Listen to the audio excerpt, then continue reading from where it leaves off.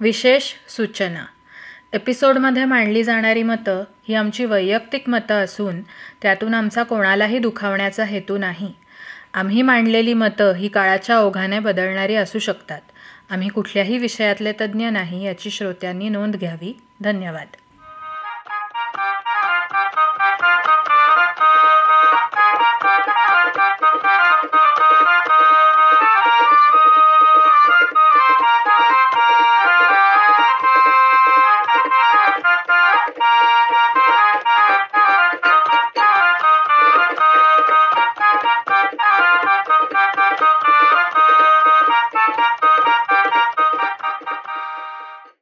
नमस्कार, मी संयुक्ता आणि मी मृण्मयी.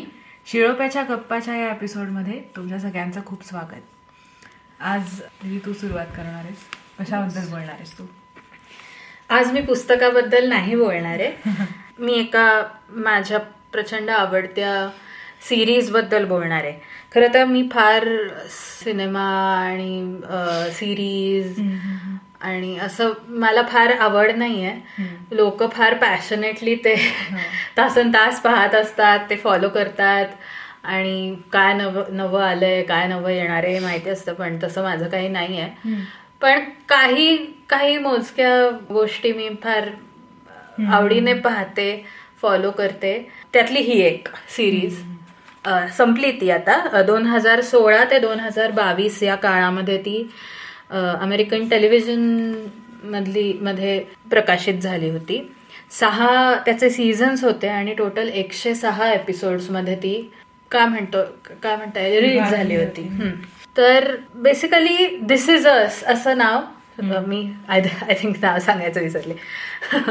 दिस इज अस असं सिरीजचं नाव आहे आणि एका कुटुंबाची गोष्ट, आणि इतकं साधं सरळ कथा पटकथा असलेलं काहीतरी इतकं सुंदर असू शकतं.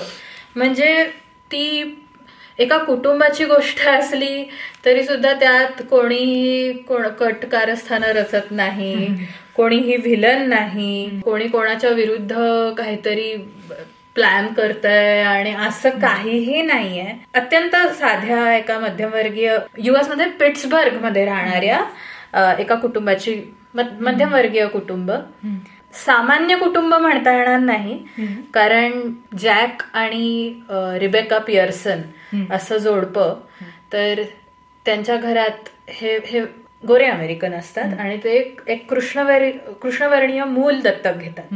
त्याच्यामुळे सामान्य कुटुंब म्हणता येणार नाही, पण साधं मध्यमवर्गीय कुटुंब असं म्हणता येईल. आणि परिस्थितीमुळे वेगवेगळ्या गोष्टीतून त्या कुटुंबाला जायला लागतं. असं एक साधारण ते दोघं, जॅक आणि रिबेका, आणि मग पुढे जाऊन ही जी 3 मुलं असतात त्यांना, एक दत्तक घेतलेलं मूल आणि 2 त्यांच्या पोटची मुलं, ती त्यांची पुढची आयुष्य, अशा ह्याच्यावर बेतलेलं एक साधं पण सुंदर कथानक. म्हणजे मला माझ्या लहानपणी ना प्रतिमा कुलकर्णींची एक प्रपंच नावाची सिरियल लागायची आणि मला त्याची आठवण झाली.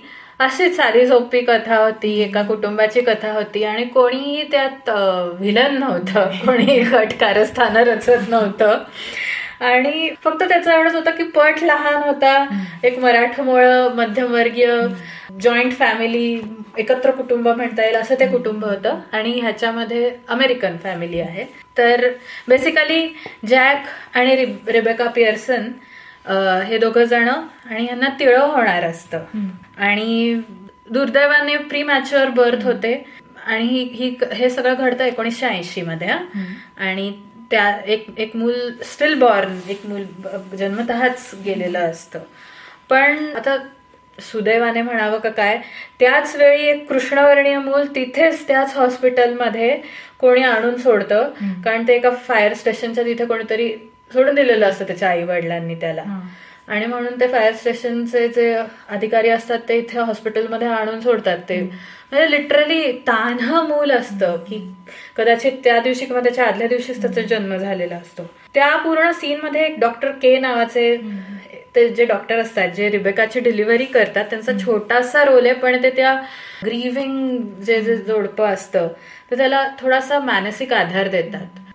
रिबेका तर त्या सगळ्यातून ती डिलिव्हरी आणि ह्या सगळ्यातून गेलेली असते आणि तो शॉक असतो तिच्याकरता की आपलं एक म्हणजे 3 बाळांचं स्वप्न पाहिलेलं असतं आणि एक मूल गमावते ती. पण जॅक जो असतो तिचा नवरा तो ह्या 2 बाळांच्या शेजारी त्या छोट्या कृष्णवर्णीय बाळाला पाहतो आणि तो ठरवतो की ह्याला आपण दत्तक घ्यायचं. आपण 3 बाळांना घेऊन जाणार होतो आधी या हॉस्पिटलमधून, तसंच 3 बाळांना घेऊन जायचं. आणि तो पटवतो रिबेकाला आणि मग सुरू होते त्यांची गोष्ट. मुलं हळूहळू मोठे होतात. थोडंसं तुकड्या तुकड्यात आहे, म्हणजे बेसिकली ते असं प्रेझेंटमध्ये चालणारं आहे. 2016 ते 2022 मध्ये हे झालेलं, तर ते प्रेझेंटमध्ये चालणार आहे. पण ते फ्लॅशबॅक्स आणि फ्लॅश फॉरवर्ड्स मध्येही चालतं ना, तर त्याच्यामुळे असं थोडंसं आपल्याला 1-2 एपिसोड्स लागतात की अरे आत्ता तर ह्या काळात होतो, मग एकदम मागच्या काळात गेला, असं थोडं फ्लॅशबॅक्स आणि फ्लॅश फॉरवर्ड्स मध्ये जातं. पण त्याच्यामुळे खूप सुंदर कॅरेक्टर बिल्डिंग झालेलं आहे. म्हणजे प्रत्येक महत्वाचं कॅरेक्टर जे आहे त्या कुटुंबातलं, त्या कॅरेक्टरचा इतिहास पूर्ण, ते कॅरेक्टर अमुक एका प्रसंगात असंच का वागतं, कारण त्याचा स्वभाव जो त्याच्या लहानपणापासून जो घडत आलेला आहे तो त्यांनी दाखवण्याचा खूप छान प्रयत्न केलाय. आणि मग हळूहळू ती मुलं मोठी होतात आणि म्हणजे कोणीही ह्याच्यामध्ये फार आदर्श आणि परफेक्ट आणि असं कुठलंही कॅरेक्टर नाहीये. सगळ्यांच्या आयुष्यातल्या कॉम्प्लेक्सिटीज आहेत, स्वभावातले प्लस मायनस आहेत आणि भांडणं आहेत त्या भावाभावांमधली. ते दोघं ते जे तिळं असतं त्यातला एक मुलगा, 2 मुलं असतात आणि एक बहीण असते, त्यांना छोटी मुलगी असते. पण त्यातलं एक मूल जातं आणि मग हे कृष्णवर्णीय बाळ येतं, तो मुलगा असतो. तर हे 3 जे असतात, रँडॉल दत्तक घेतलेला आणि केट आणि केव्हिन हे त्यातले जुळे. तर मग त्या रँडॉल आणि केव्हिन हळूहळू मोठे होत असतात, तसे त्यांच्यामधले डेव्हलप होत जाणारे त्यांचे स्वभाव, हळूहळू त्यांच्यामध्ये थोडीशी भांडणं, राग.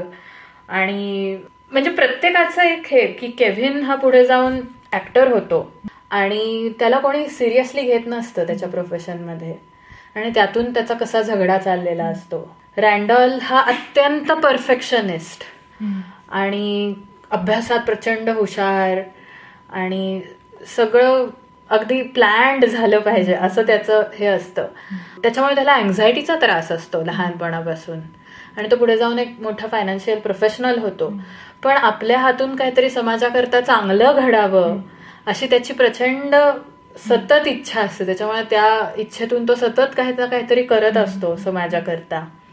आणि केट ही लहानपणापासून ओबेस दाखवलेली आहे, तर ती चाइल्ड ओबेसिटीशी लढतही असते अगदी लहानपणापासून आणि ह्या चाइल्ड ओबेसिटीचे तिच्यावर मानसिकही परिणाम होत असतो. तर ते सुद्धा इतक्या अशा मोजक्या प्रसंगांमधून इतकं ठळकपणे दाखवलंय की छोटे छोटे प्रसंग, तिचे मित्रमैत्रिणी कसे तिच्याशी वागतात, ती तिची आणि तिच्या आईची कंपॅरिझन करत असे की ती कशी दिसतेय, तिची आई कशी दिसतेय. आणि अशा छोट्या छोट्या प्रसंगांमधून तिचं जे डेव्हलप होत जाणारं काय म्हणतो पर्सनॅलिटी आणि त्यामध्ये प्रचंड इन्फिरियरिटी कॉम्प्लेक्सचा एक धागा, तर हे इतकं छान प्रकारे त्यांनी दाखवलेलं आहे. म्हणजे इन्सिक्युरिटी आहे, अँझायटी आहे, इगो क्लॅशेस आहेत, तरी पण एकमेकांना धरून राहणं आणि गरजेच्या वेळेला आणि संकटाच्या वेळेला एकमेकांकरता धावत येणं हे त्या तिघांमध्ये त्यांच्या आईवडिलांनी, रेबेका आणि जॅकनी बिंबवलेलं असतं. ती म्हणजे काय म्हणतो टचिंग हे आहे की इतकं सगळं असून सुद्धा ते येत असतात एकमेकांकरता गरजेच्या वेळेला. आणि मला प्रचंड आवडणार आहे त्यातलं कॅरेक्टर म्हणजे बेथचं. बेथ ही रँडॉलची बायको दाखवली आहे आणि प्रचंड स्ट्रॉंग कॅरेक्टर.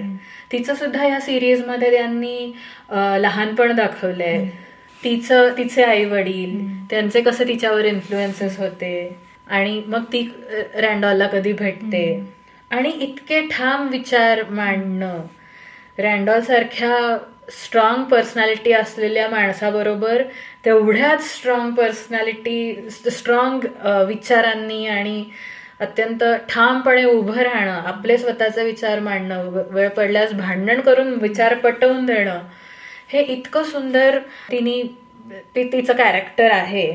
ते म्हणजे माझं एक बेथचं कॅरेक्टर आणि पुढे एक रिबेकाचंही कॅरेक्टर मला का आवडतं हे मी सांगेनच. पण मला फार ज्या आवडलेल्या गोष्टी आहेत ह्याच्यातल्या, की मानसिक जे आजार आहेत त्यांना फार उत्तम प्रकारे हँडल केलंय त्यांनी. प्रत्येकाला काही ना काहीतरी इश्यूज असतात मानसिक.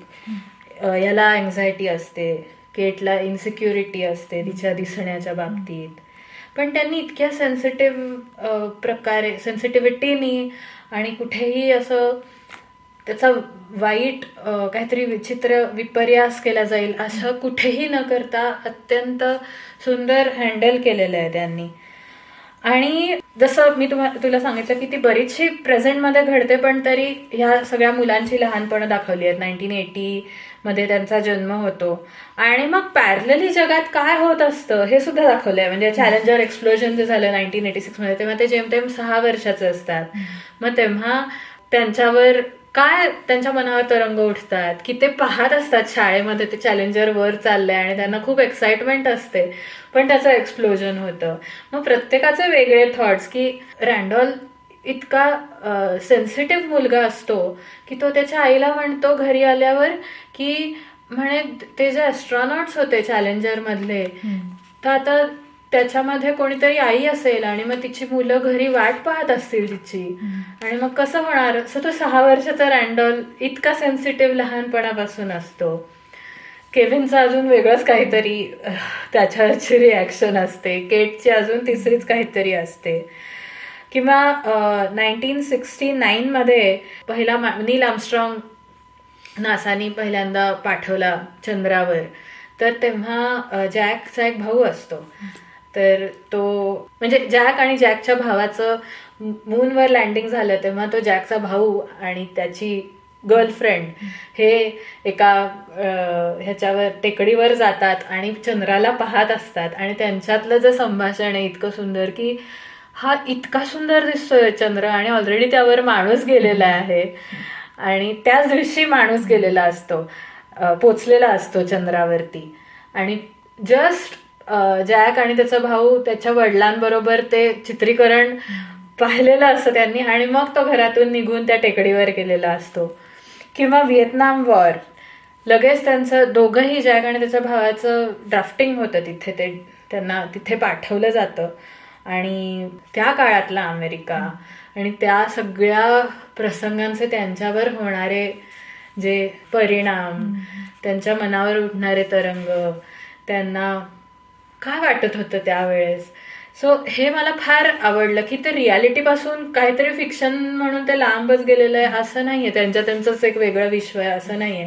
आजूबाजूला ऍक्च्युअली घडत असणाऱ्या गोष्टी त्याचा त्यांनी खूप छान मेळ घातलेला आहे. आणि याचंच एक उत्तम उदाहरण म्हणजे कोविड काळामध्ये, म्हणजे 2016 ते 22 जे मी सांगितलं, तर कोविड काळामध्ये त्यातले काहीतरी 4था का 5वा सीझन होतात जो कोविड काळामध्ये प्रकाशितही होणार होता आणि शूटिंगही झालं त्याचं.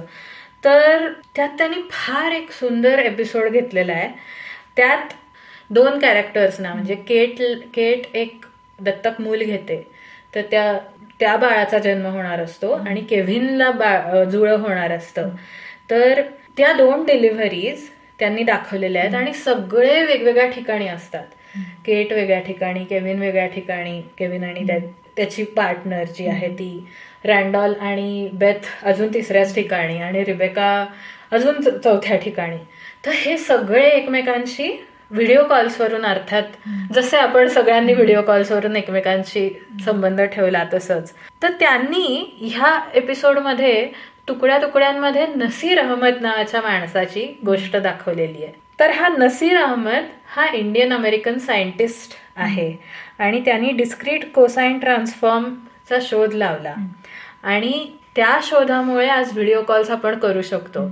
तर त्यांनी त्या एपिसोडमध्ये त्याला एक ट्रिब्यूट म्हणून त्याची पण गोष्ट दाखवली आणि मला ते इतका तो एपिसोड भावला होता की पॅरलली त्यांच्या गोष्टीच्या बरोबर पॅरलली एखाद्या सायंटिस्टची गोष्ट दाखवणे की तेवढाच तो आज सगळ्यांच्या गोष्टींमध्ये तो माणूस किती महत्वाचा आहे हे त्यांनी खूप छान प्रकारे त्यात गुंफून टाकलं. अजून एक म्हणजे मला कधीही मी असा विचारच केला नव्हता बेसिकली की मिक्स्ड रेस फॅमिली असते ती, की हे सगळे व्हाईट्स असतात आणि रँडॉल हा अडॉप्ट होऊन कृष्णवर्णीय मुलगा अडॉप्ट होऊन ह्याच्यात आलेला असतो.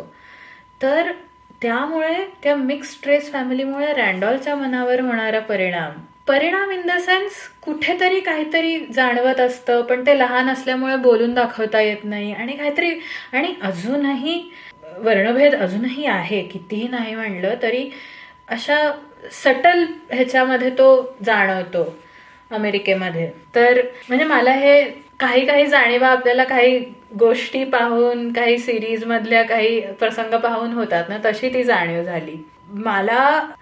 म्युझिक, सिरीजचं म्युझिक इतकं सुंदर आहे आणि त्यामध्ये रिबेका आणि केट या दोघीही गायिका दाखवलेल्या आहेत आणि उत्तम त्यांना म्युझिकल सेन्स असलेल्या, आणि केट नंतर अर्थात गायिका होते आणि ही रिबेका सुद्धा गायिका असते आणि ती इन जनरल म्युझिक असतं त्या फॅमिलीमध्ये. तर सिद्धार्थ खोसला नावाच्या माणसाने फार उत्तम म्युझिक दिलेलं आहे आणि त्यात छान गाणी आहेत, बॅकग्राऊंड स्कोअर्स इतके सुंदर आहेत. आणि अजून एक मी म्हणलं तसं रिबेकाचं कॅरेक्टर, जसं मला बेथनीचं कॅरेक्टर आवडलं जिचं काम केलंय सुझन केलेची वॉटसन, तसंच मला रिबेकाचं कॅरेक्टर, मँडी मूर नावाची ऍक्ट्रेस आहे, तिने रिबेका पियर्सन थ्रू आउट म्हणजे 25शीतली तरुण हेडस्ट्रॉंग आणि बिनधास्त मुलगी जी लिटरली आठवड्यापूर्वी भेटलेला आपल्या मित्राबरोबर बॉयफ्रेंड झालेला असतो जॅक, त्याच्याबरोबर क्रॉस कंट्री रोड ट्रिप करते, पिट्सबर्ग वरून डायरेक्ट जाते वेस्ट कोस्टला, त्यानंतर ते 3 बाळांची, लहान तान्ह्या बाळांची आई, ते ती बाळं मोठी होतात, शाळेत जायला लागतात, टीनेजचे होतात आणि शेवटी त्या 3 मुलांची आजी, नातवंड असलेली. तर हे पूर्ण हे एकाच बाईनी केलंय. आणि त्यामध्ये जसं मी तुला म्हणलं की फ्लॅशबॅक्स आणि फ्लॅश फॉरवर्ड्स आहेत.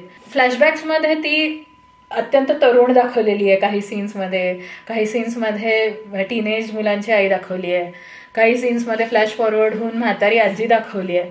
तर सर्व सीन्समध्ये असं वाटतं की ही वेगवेगळी बाई आहे. म्हणजे इतका वेगवेगळी बाई इन द सेन्स बाई तीच आहे, पण खरोखर तेवढा तिच्यामध्ये तो फरक पडलेला आहे तिच्या एजमुळे. पण within fraction of seconds scene change होतो. पण हे मेकअप आर्टिस्टचं सुद्धा हे आहे, त्यांचं योगदान आहे आणि तिचं ऍक्टिंग कमाल, अमेझिंग. म्हणजे एका क्षणाला एक आणि दुसऱ्या क्षणाला दुसरं, असं फारच सुंदर हे केलेलं आहे तिने. इन जनरल इमोशनल आहे सिरीज. एक माझं सांगायचं की ही सगळी 3 मुलं टीनेजमध्ये असताना एक मोठी ट्रॅजेडी येते त्यांच्या या फॅमिलीवर, एक मोठं संकट येतं. आता मी काही इथे सांगणार नाही की काय संकट येतं, कारण तुम्ही ते पाहिलं पाहिजे, पण त्यातूनही ते कुटुंब पुढे जातं. शेवट जो आहे ना तो असा शांत करणारा आहे आणि होप देणारा आहे इन जनरल त्या फॅमिलीबद्दल. पण खूप वेळेला तुम्ही इमोशनल व्हाल आणि खूप कमी असे मूव्हीज आणि सिरीज असतात की तेव्हा तुम्हाला रडू येतं. पण ही सिरीज अशी आहे की तुम्हाला पक्क रडू येणार आहे काही काही ठिकाणी, पण सुंदर आहे, प्रत्येकाने पाहावी अशी आहे.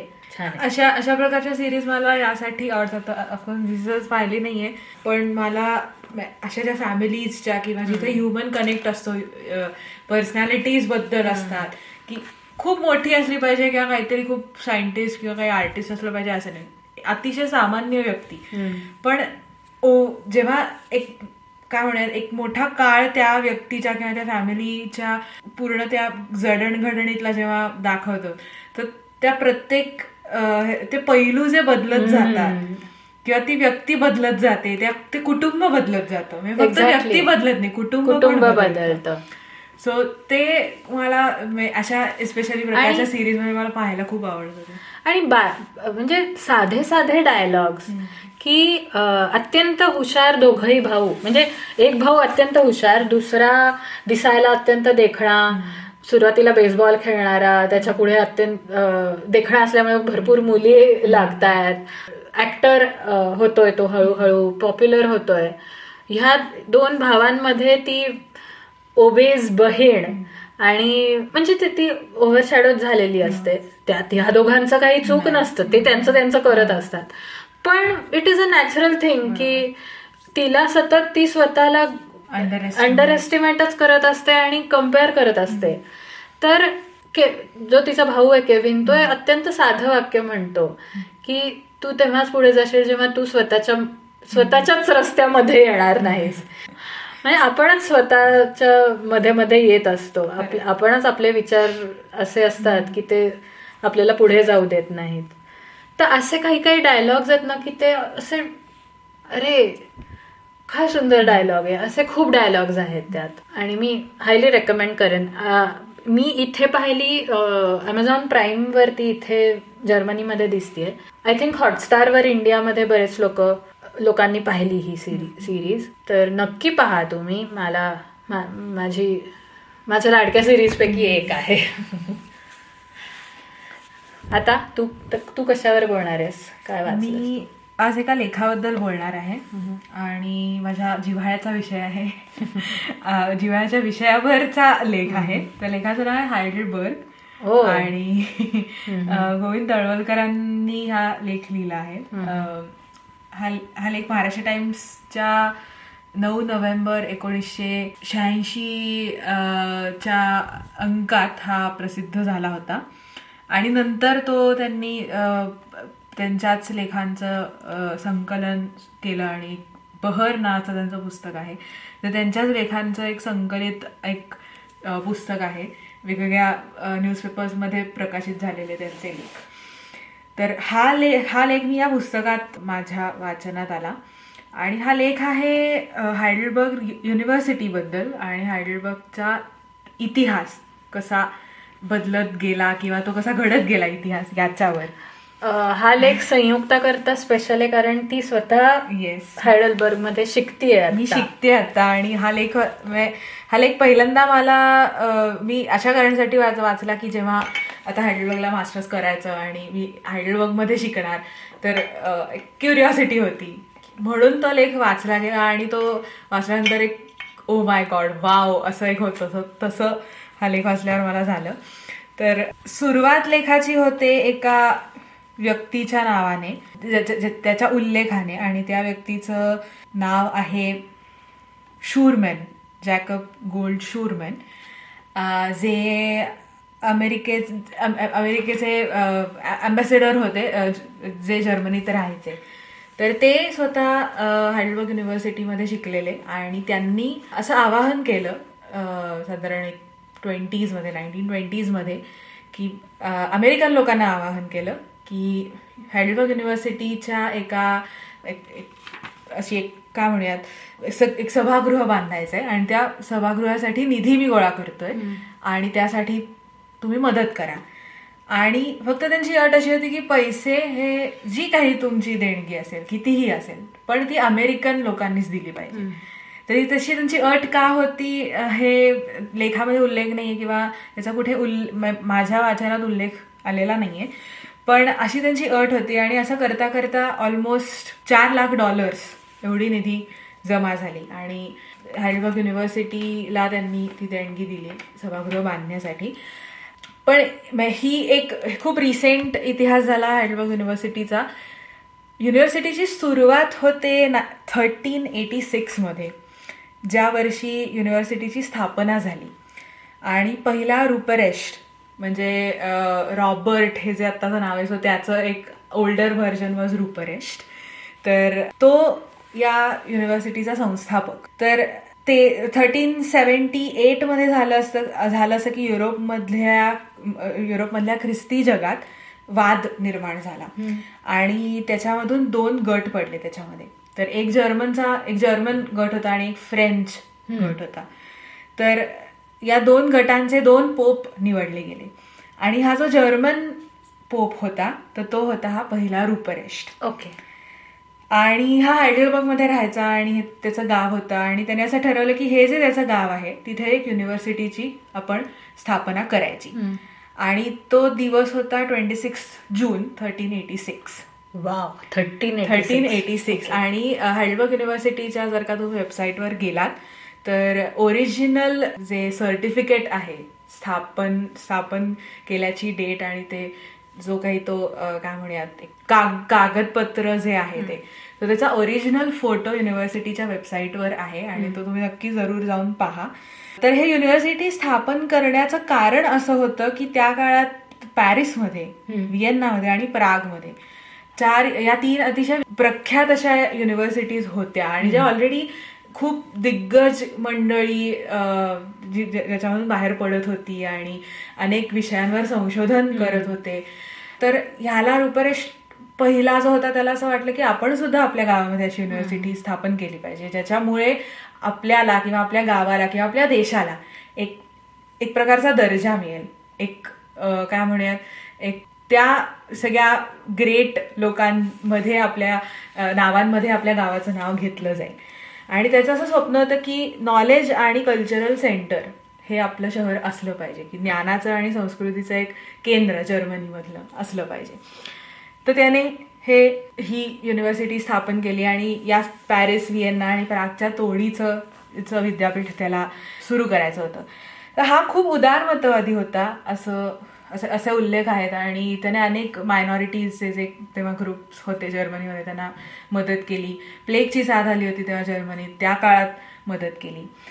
आणि त्याच्यानंतर साधारण एक 1556 ते एक अर्ली 1600चा जो काळ होता, तर त्या काळात हायडेलबर्ग युनिव्हर्सिटीवर मार्टिन ल्युथर आणि जॉन कॅल्विन या 2 सुधारणावादी लोकांचा प्रचंड प्रभाव होता. आणि प्रोटेस्टंट थिंकर्स होते हे दोघे, प्रोटेस्टंट रिफॉर्मर्स होते. आणि हा जो काही काळ होता ह्याच्यामध्ये हायडेलबर्ग युनिव्हर्सिटीची प्रचंड सक्सेस मिळत गेला. खूप नाव झालं युनिव्हर्सिटीचं, अनेक दिग्गज आणि अनेक तत्वज्ञ मंडळी, अनेक सायंटिस्ट तयार होत होते तेव्हा. आणि जसं मी सांगितलं की या रिफॉर्म ख्रिश्चॅनिटीला एक रिफॉर्म आणला आणि त्याला रिफॉर्म ख्रिश्चॅनिटी असं म्हणतात, ज्याला प्रोटेस्टँटिझम असं म्हणलं जातं. तर एक त्याची ब्रांच होती जी मार्टिन ल्युथर हेड करायचा आणि एक ब्रांच होती जो जॉन कॅल्विन हेड करायचा. तर हा जो काही काळ होता एक 40-50 वर्षांचा, तर याच्यामध्ये युनिव्हर्सिटीचं खूप नाव झालं आणि खूप वेगवेगळ्या जगाच्या, युरोपमधल्या आणि अमेरिकेमधून बरीच मंडळी शिकायला यायला लागली हायडेलबर्गमध्ये. पण तो एक असा एक ग्राफ असतो ना की वर गेल्यावर एक परत थोडंसं एक खालती येतं, परत एक थोडासा सेटबॅक बसतो. तर 1618 मध्ये 30 इयर वॉरला सुरुवात झाली आणि त्या काळात खूप नुकसान झालं. आणि जसं नावातच आहे की 30 वर्ष हे युद्ध चाललं आणि बेचिराख केलं हायडेलबर्गला. युनिव्हर्सिटीची प्रचंड नासधूस केली. हायडेलबर्ग युनिव्हर्सिटीची लायब्ररी ही जगामध्ये, पूर्ण जगातली खूप जुनी आणि खूप अशी प्रसिद्ध अशी लायब्ररी आहे. तर या लायब्ररीमधली सगळीच्या सगळी पुस्तकं आणि सगळे दस्तऐवज आणि सगळे जे काही पुस्तकं आणि जुने काही कागदपत्र होते ते सगळे लुटले आणि ते व्हॅटिकनला नेले. आणि त्यातले काही ऑफकोर्स नंतर परत दिले गेले, काही अजून द्यायचे आहेत आणि त्याच्यावरचे वाद चालू आहेतच. पण हे तेव्हापासून चालू आहे. आणि अगदी बेचिराख केलं हायडेलबर्ग. नंतर परत दुसरं एक संकट आलं हायडेलबर्ग युनिव्हर्सिटीवर 1693 मध्ये, जेव्हा 14वा लुईस जो होता फ्रान्सचा राजा, तर त्याने अगदी म्हणजे धुळीस मिळवलं, बेचिराख केलं, जाळपोळ केली, घरं लुटली, युनिव्हर्सिटी लुटली. आणि काहीतरी असं होतं की त्याच्या भावाची बायको, त्याची जी भावजय होती, तर ती या हायडेलबर्गच्या एका काय म्हणूयात एका उमरावाची कोणीतरी सरदाराची एक बहीण होती का, म्हणजे त्या फॅमिलीला ती बिलॉंग करायची. आणि तिचा नवरा गेल्यानंतर तिच्या वतीने या लुईस 14ने एक हक्क सांगितला होता आणि त्या सगळ्या धामधुमीत, या सगळ्या मुळे त्याने हायडेलबर्ग लुटलं. आणि तो काळ असा होता की ते जे काही एक वर वर वर जात होता तो ग्राफ, की तो चार्म होता त्या शहराला, ते प्रेस्टीज एक तयार झालं होतं, ते सगळं नाहीसं झालं या काळात. पण मग हे बरेच वर्ष चालू होतं आणि मग 1803 मध्ये थोडी थोडी परिस्थिती बदलायला लागली. आणि तेव्हा जो रेक्टर होता युनिव्हर्सिटीचा त्याचं नाव होतं कार्ल फ्रेडरिश. आणि त्याने प्रचंड परिश्रम घेतले की जो काही सक्सेस गेला होता, जी काही नाव खराब झालं होतं युनिव्हर्सिटीचं आणि जी काही जाळपोळ झाली होती, खूप बिल्डिंग जी होती युनिव्हर्सिटीची त्याची खूप नासधूस झाली होती, तर ती परत त्याने हळूहळू परिश्रम घेऊन ते परत तो फेम आणि तो प्रेस्टीज आणि ते सगळं हळूहळू परत बांधायला सुरुवात केली आणि परत तो दर्जा मिळवून दिला. आणि त्याने पहिल्यांदा एक 5 बेसिक फॅकल्टीज सुरू केल्या आणि मग त्याच्यामध्ये सब फॅकल्टीज ऍड करत ऍड व्हायला लागल्या किंवा त्याने ऍड केल्या. तो काळ असा होता की रोमॅन्टिसिझम युरोपमधला जो काळ होता, तर तो रोमॅन्टिसिझमचा काळ हायडेलबर्गमध्ये तेव्हा आला. आणि तो त्या काळात अनेक आर्टिस्ट आणि कंपोजर्स आणि पेंटर्स हायडेलबर्ग युनिव्हर्सिटीमध्ये शिकले. आणि आत्ताचं जे नाव आहे हायडेलबर्ग युनिव्हर्सिटीचं नाव आहे आत्ताचं की रुपरेश कार्ल युनिव्हर्सिटी ऑफ हायडेलबर्ग. सो रुपरेश हा जो होता हा संस्थापक होता आणि नंतर या कार्ल फ्रेडरिशचं नाव जोडलं गेलं. सो म्हणून ते रुपरेश कार्ल युनिव्हर्सिटी ऑफ हायडेलबर्ग. सो आत्ताचं जे नाव आहे त्याच्यामध्ये रुपरेश म्हणजे पहिला रेक्टर आणि हा जो कार्ल आहे कार्ल फ्रीडरिश हा ज्याने एक पुनरुज्जीवित केली युनिव्हर्सिटी विद्यापीठ. सो या दोघांची नावं आत्ताचं जे नाव आहे त्याच्यामध्ये या दोघांची नावं आहेत. आणि जसं मी सांगितलं की अनेक दिग्गज या युनिव्हर्सिटीमध्ये घडले, शिकले. 7 नोबेल लॉरिएट्स आहेत युनिव्हर्सिटीचे की ज्यांना असे 7 अल्युमनीज की ज्यांना नोबेल प्राइज मिळालंय. आणि महायुद्धाच्या काळात परत थोडासा इतिहास आहे की ज्यामध्ये अलाइज नेशन्स जे होते तर त्यांनी बॉम्बिंग पासून आणि इतकी जुनी युनिव्हर्सिटी आणि इतकी महत्वाची जर्मनीमधली युनिव्हर्सिटी आणि तिला काही होता कामा नाहीये. सो या भावनेने त्यांनी बॉम्बिंग पासून वाचवलं हायडेलबर्ग युनिव्हर्सिटीला. पण तरी सुद्धा म्हणजे इतकी जुनी युनिव्हर्सिटी आणि कॅसल वगैरेला जर का आपण गेलो तर आपल्याला लक्षात येतं की प्रचंड पडझड झाली आहे. आणि अर्थात एक कॅम्पस नाहीये युनिव्हर्सिटीचा हायडेलबर्गचा, क्लस्टर्स आहेत कॅम्पसचे, नंतर खूप वाढत गेलेली आहे. सो महायुद्धाच्या काळात बॉम्ब हल्ल्यापासून वाचवली. सो 1386 पासून सुरू झालेला हा इतिहास हा आत्तापर्यंतचा आणि असा हा लेख आहे. आणि जसं मी म्हणलं की अनेक दिग्गज घडले युनिव्हर्सिटीमध्ये आणि अगदी मोजक्या जणांची नावं जर का घ्यायची असतील तर मेंडेलिव्ह ज्याने पिरियॉडिक टेबल चा शोध लावला. त्याच्यानंतर मॅक्स वेबर ज्याने जो he is sed as father of modern sociology. त्याच्यानंतर रॉबर्ट शूमन जो कंपोजर होता. त्याच्यानंतर अल्फ्रेड वेगनर ज्याने कॉन्टिनेंटल ड्रिफ्ट थिअरी सांगितली जगाला. कॉन्टिनेंटल ड्रिफ्ट थिअरी बद्दल मी माझ्या बॅचलरच्या फर्स्ट इयर मध्ये अभ्यास केला होता. तो हायडेलबर्ग युनिव्हर्सिटीचा होता. सगळं काही कनेक्टेड आहे. सगळं काही कनेक्टेड. त्याच्यानंतर चान्सेलर एक हेल्मुट कोल हे चान्सेलर होते 1982 to 1998. ते हायडेलबर्ग युनिव्हर्सिटीचे अल्युमनस आहेत. मोहम्मद इक्बाल हा हायडेलबर्ग युनिव्हर्सिटीचा स्टुडंट होता. असे अनेक दिग्गज. मोहम्मद इक्बाल म्हणजे सारे जहां से अच्छा हिंदुस्तान हमारा आहे आपलं हे गीत ज्याने लिहिलं तो मोहम्मद इक्बाल. सो असे अनेक दिग्गज या युनिव्हर्सिटीने घडवलेत आणि त्या युनिव्हर्सिटीचा एक छोटासा भाग मला होता. मी आहे आणि 2 वर्ष MSc मी पण I will also be one of the alumnus of Heidelberg university. So या कल्पनेनेच मला खूप छान वाटतं. आणि बाकी हायडेलबर्ग सुंदर आहेच. म्हणजे हायडेलबर्ग फार सुंदर आहे. मी पहिल्यांदा हायडेलबर्गला 8-8.5 वर्षापूर्वी मी डार्मस्टॅडमध्ये शिकले आणि आमच्या युनिव्हर्सिटीने आम्हाला हायडेलबर्गला आणलं होतं आणि 2015 मध्ये.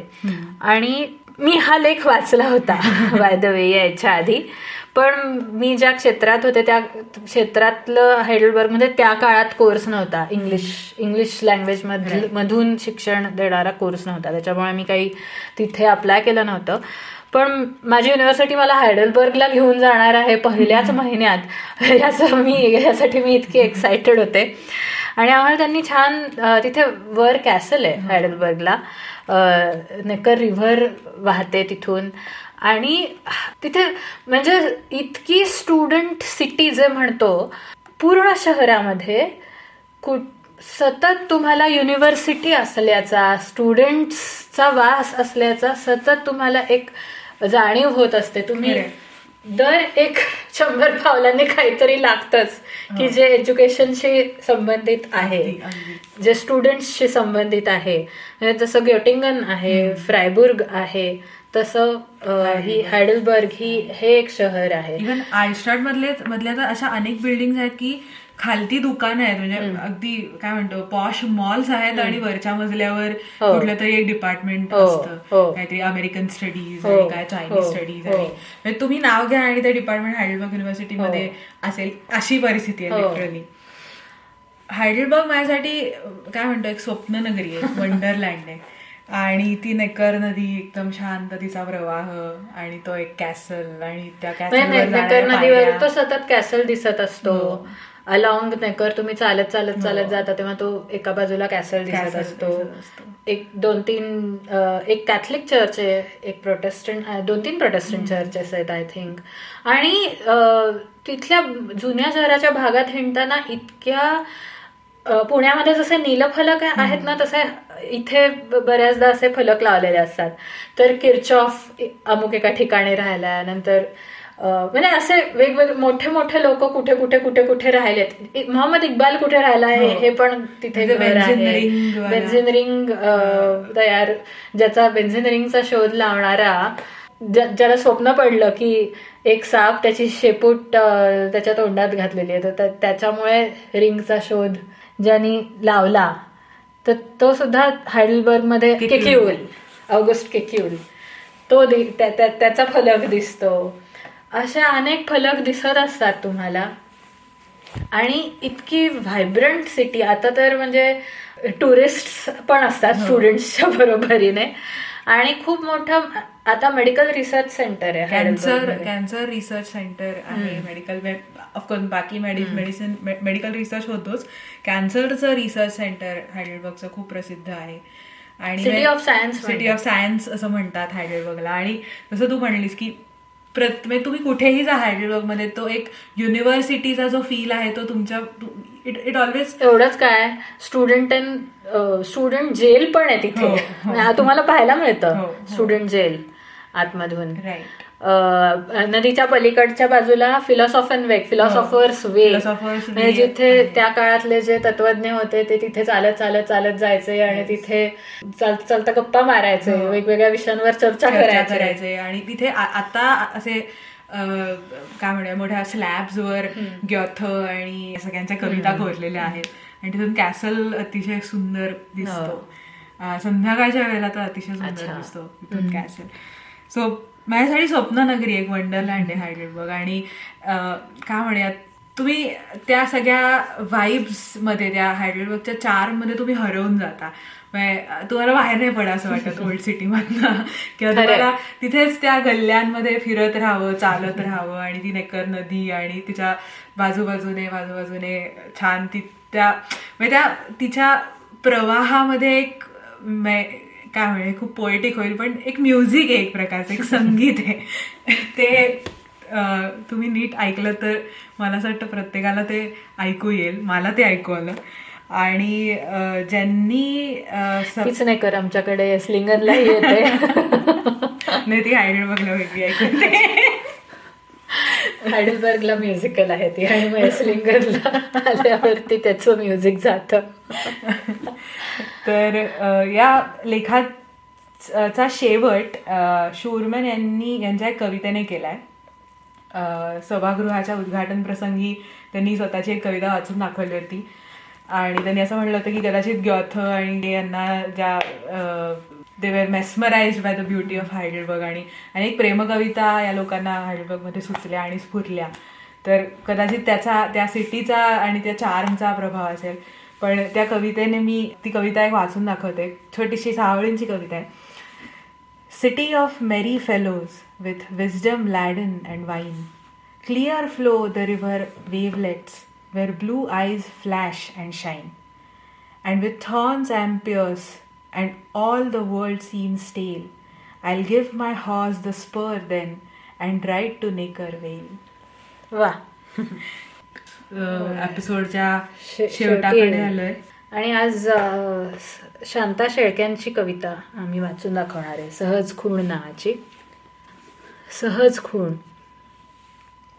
सहज फुलू द्यावे फूल, सहज दरवळावा वास, अधिक काही मिळवण्याचा करू नये अट्टहास. सुवास पाकळ्या पराग देठ, फूल इतकीच देते ग्वाही, अलग अलग करू जाता हाती काहीच उरत नाही. 2 पावलांपुरते जग तेच अखेर असते खरे, हिरवीगार हिरवळ तीच, त्याच्या पुढे काय उरे. पुढे असते वाळवंट फक्त, करडे रेताड आणि भयाण, निर्वात पोकळीमध्ये अशा गुदमरून जातात प्राण. फूल खरे असेल तर सुवास तोही आहे खरा, वाळू इतकाच खरा आहे वाळूमधला खोल झरा. थेंबामध्ये समुद्राची जर पटते सहज खूण, थेंबामध्ये समुद्राची जर पटते सहज खूण, सुंदराचा धागा धागा कशासाठी घ्यावा उकलून. मुखवटाही असेल असो, मुखवटाही असेल असो, मागले काहीच नाहीये दिसू. साधे शब्द पुरे तेच, एक साधे सोपे हसू.